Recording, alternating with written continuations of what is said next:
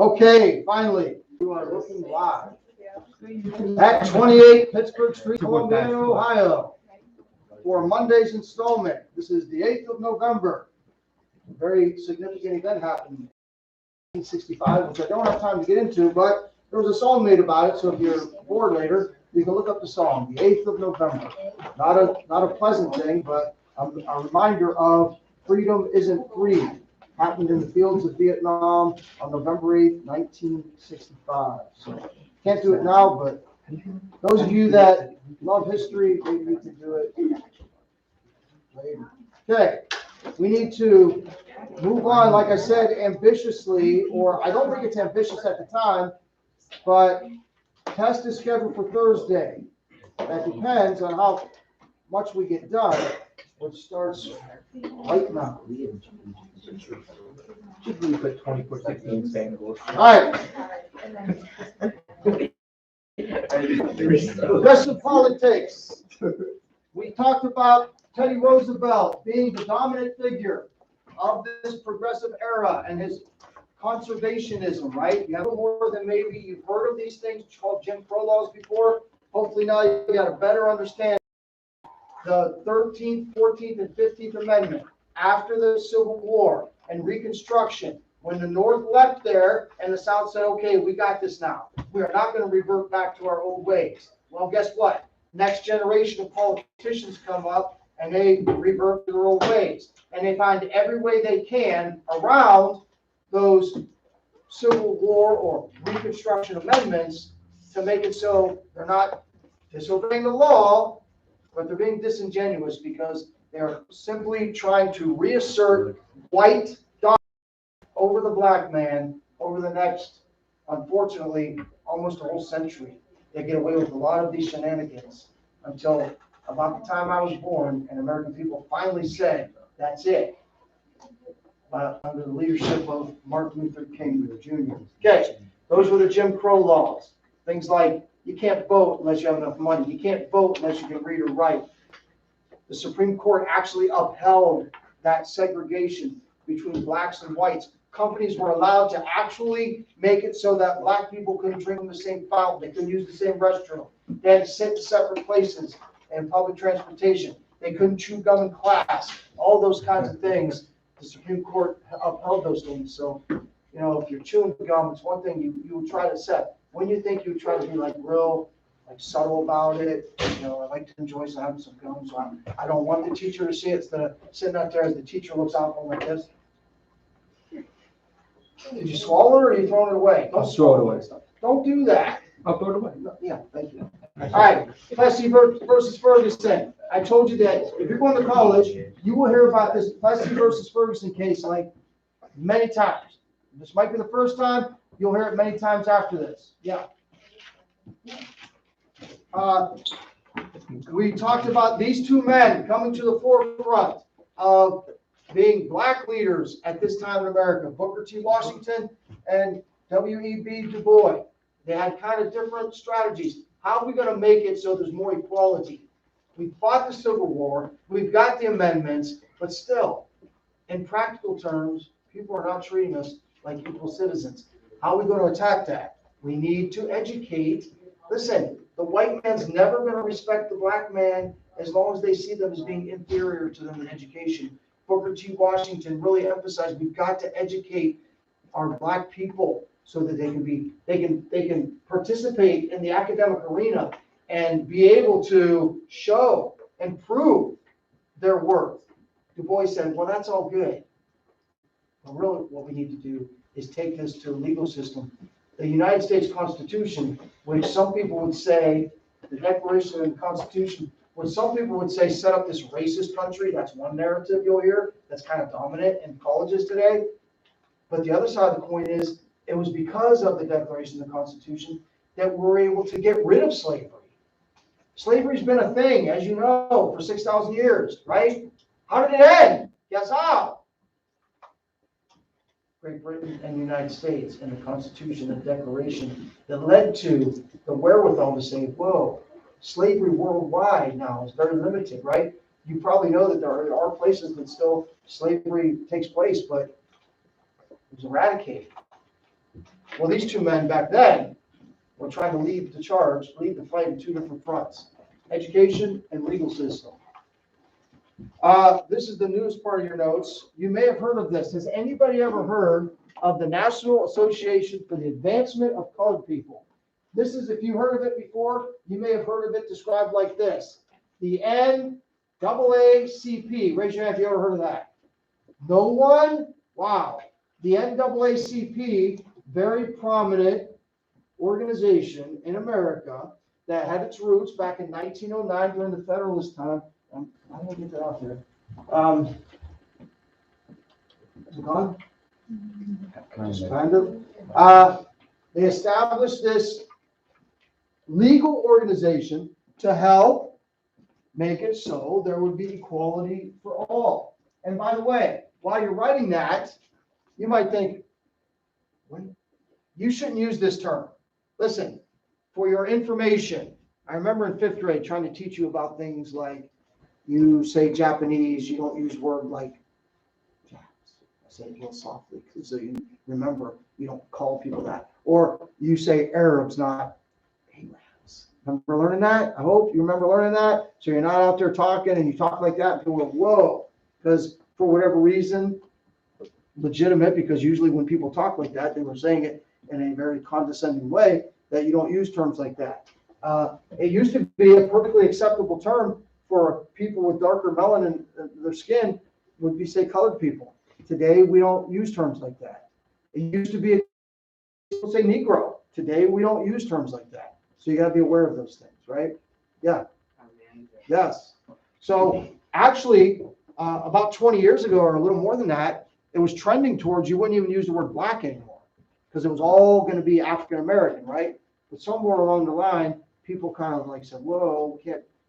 Some people were up against like using hyphenated words for Americans because the point is, aren't we all Americans? So why divide us with African American, Irish American, Italian American? So it's kind of weird because for a minute there, it was like you're not even going to say blacks and whites, but now it's acceptable. African Americans are blacks, not colored people, not Negroes. Okay. Speak softly, carry a big stick. That is the quote given to what prominent politician? One of the most popular American politicians in our history. His name is, guys like we just call him TR. Who is it? Teddy Roosevelt. This is the quote that is associated with Teddy Roosevelt. In a speech, he's talking about the rise of American influence in the world. And now we're going to shift from talking about what's going on in America to America's place in the world. Have you ever thought about it? You probably haven't. You're probably like, hey, that's just the way it is. Why is America considered like the most powerful country on the planet? How'd that happen? Well, hopefully that's one of the things you're thinking about as we learn U.S. history. How did it happen? Because with all that power comes great responsibility, right? So how did America get to this point? Teddy Roosevelt said, you know what? It's happening. America, through industrialization and our place in the world, is rising. We're going to speak softly. We're going to carry a big stick. In other words, we're coming in peace. But we've got this club in our hand, basically, right? We are going to assert ourselves as powerful. And Roosevelt thinks, like many Americans at that time did, that, you know what? The expansion of the American way, the expansion of the American idea of law, order, and get the audacity of this, righteousness. The expansion of America's idea of law and order and righteousness is a good thing for all the world. Now, if you're learning U.S. history from a totally different perspective, 180 degrees different, there are some kids, unfortunately, being taught not to love their country, but to disdain their country because all they want to talk about is the racist roots, right? We talked about how there's that 1619 project that says, you know what America is? Go back to 1619 when slaves first came here. And that's all you should think about when it comes to America is how America was born out of racism. And again, I've talked about it so many times with you.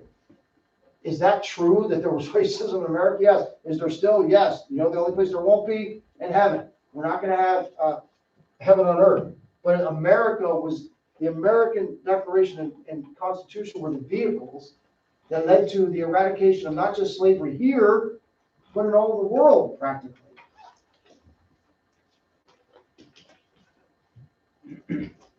It's a win for the world if America is more prominent. Now, tomorrow, we might be able to spend some time watching a couple videos. They're not real long, but they're not real short either.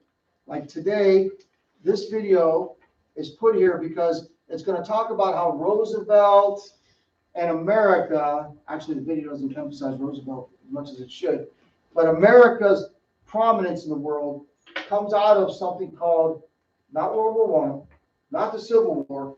Does anybody know the name of the big war between the Civil War and World War I that America was involved with that kind of set the tone for our global show of strength and power? Nice, the Spanish-American War. It's going to be in 1898, and that's going to give America control of the Philippines, Puerto Rico. It's going to take Spain out of Cuba, 90 miles from America, and Guam. Anybody ever heard of Guam? Tiny island in the Pacific. Those are important things for the whole 20th century, how America is going to become the dominant superpower. Yeah. Yep. Thank you. What about those Philippines? The Philippines wanted their independence. After that war that we'll look at tomorrow, the Philippines, by the way, Philippines is with a PH, but when you refer to the people as Filipinos, I didn't make the rules, it's spelled with an F. So if you ever read that, you're like, whoa, I did it when I first learned it. Like, why don't they call them PH Filipinos? But it changes to an F. The Filipinos wanted independence. Spain, if Caleb and I go back to 1492 and Columbus sailed the ocean blue, who was he sailing for? Even though he was Italian, huh? He was Italian, but who was he sailing for? Spain, right? Because Spain was the dominant, right? The Spanish Armada. They had the hugest navy. They were the ones that were expanding their empire more than anyone else. Remember, Portugal and Spain were going at it, and then the United Kingdom got involved. Spain's influence in the world is waning. America's influence is waxing. See how I did a little science in there? America's time is growing, and Spanish influence in the world is decreasing. The Filipinos want their independence from Spain.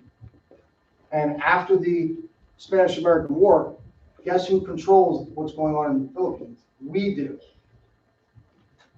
We kind of negotiated that. We won battles with Spain, but more important than that, in the negotiation, Spain was like, okay, they're pulling away from global dominance.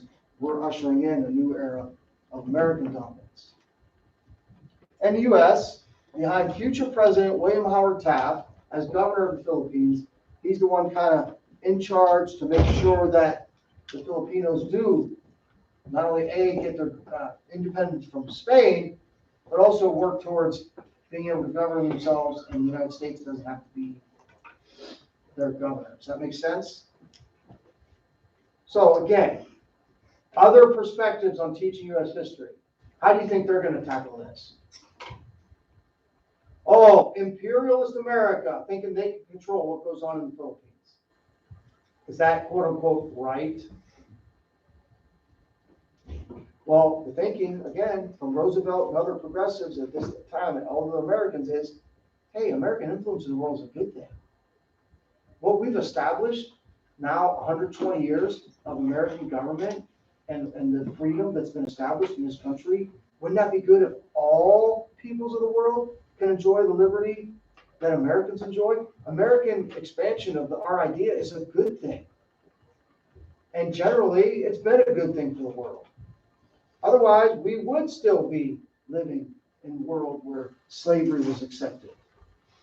Does slavery exist today? Yeah, but is it accepted like it used to be? No, not at all. Ever heard of the Panama Canal? Of course you have. Panama Canal, right over there in the isthmus, remember that geographic term? A very narrow piece of land over here, just north of South America. This country right here, kind of large country, Colombia, used to own what we now call Panama. Panama used to be an extension of Colombia. Well, again, these European powers, the imperial powers of Europe, Spain, France, United Kingdom, they had control of most of these places in the world, right? We learned about the early explorers, first thing we started this year. France gives up their control to the United States. Basically, we bought it from them. And America, when the people of Panama were trying to gain their independence from Colombia, America said, you know what? We're going to intervene. We're going to help the Panamanians get their independence from Colombia. Now that they have their independence and America controls that territory, France actually, by the way, it's not in your notes, France actually tried to build a canal way before this, and it wasn't successful. Listen, can you imagine? Have you ever just dug a hole? Just a hole, right? You ever had a shovel in your hand, dug a hole, maybe only this big? It takes a little work, doesn't it? They dug a canal. They dug through the ground enough to build, wide enough, long enough to build a canal where huge ships, today, the hugest ships in the world can pass through, I don't know, hugest ships in the world. The trade ships can pass through this canal, so they wouldn't have to go. What was the alternative? What did they have to do before? They had to go all the way around this tip of South America, Tierra del Fuego, in order to get to the western part of the United States. Wouldn't it be easier for all world trade if everybody didn't have to go all the way around this continent to get to the other side of the U.S.? We need a place where the ships can just go, whoop, right there. Make sense? So Teddy Roosevelt, the American politicians, working by getting control of this piece of the world, were able to construct the canal. Look how long it took, 10 years. We don't get into all the details, but you can imagine they didn't have the machinery we have today. This was a lot of sweat and toil, physical labor by thousands, tens of thousands of men over a 10-year period. And what do you think resulted from that? A lot of people injured, a lot of people dead. It wasn't just a lot of money spent building the canal, there was a lot of lives spent building the canal. It took 10 years. Remember, Panama used to be part of Colombia. The U.S. worked out a deal with France to get control of the area. The U.S. made sure that the Panamanians got their independence from Colombia, and now we go to work on the canal, which not only benefits the U.S., it benefits all world trade, right? Again, simple. Go right from the Atlantic to the Pacific instead of going around South America. I should have asked this before I put it up there. Remember this? Way back in 1820, President Monroe said, hey, rest of the world, we're giving you an alert here. You worry about what's going on over here. Great Britain, France, Spain, you guys worry about your own backyard. We'll take care of this part of the world. President Monroe made that declaration in 1820 with what we learned was the Monroe Doctrine. America will take care of the affairs of the Western Hemisphere. Europe, stay out of it. We got it. Now we've got the economic power and the military power to back it up. The Roosevelt corollary, the addition to the Monroe Doctrine that Teddy Roosevelt walk softly, carry a big stick. Hey, America has arrived. And we come in peace. But if need be, we'll have to show our power. How does he do it? You know, anybody ever seen old movies where policemen used to actually walk the streets and they'd carry their nightstick, right? Can you picture old days policemen carrying the nightstick Maybe they're even twirling around, right? But that's their, right? Walk softly. We're here in peace. We're policemen. We're here to keep peace. But we've also got this big stick, just in case we need to use it. See what I'm saying, Dina? America is asserting itself in the world. And now we're declaring we don't just want Europe to stay out. Yes, ma'am. Yeah. We don't just want Europe to stay out of the affairs of the Western world. We will police what's going on. And we're kind of just saying that that's our right to do. Because, look, expanding the idea of American law, order, and righteousness is actually a good thing for all the world. Just like if you remember that two-word phrase in the early 1700s and 1800s, I should say, how America is going to expand to the West, like it was just like preordained to be a good thing. It was called manifest destiny. Like that's just the way it was supposed to be.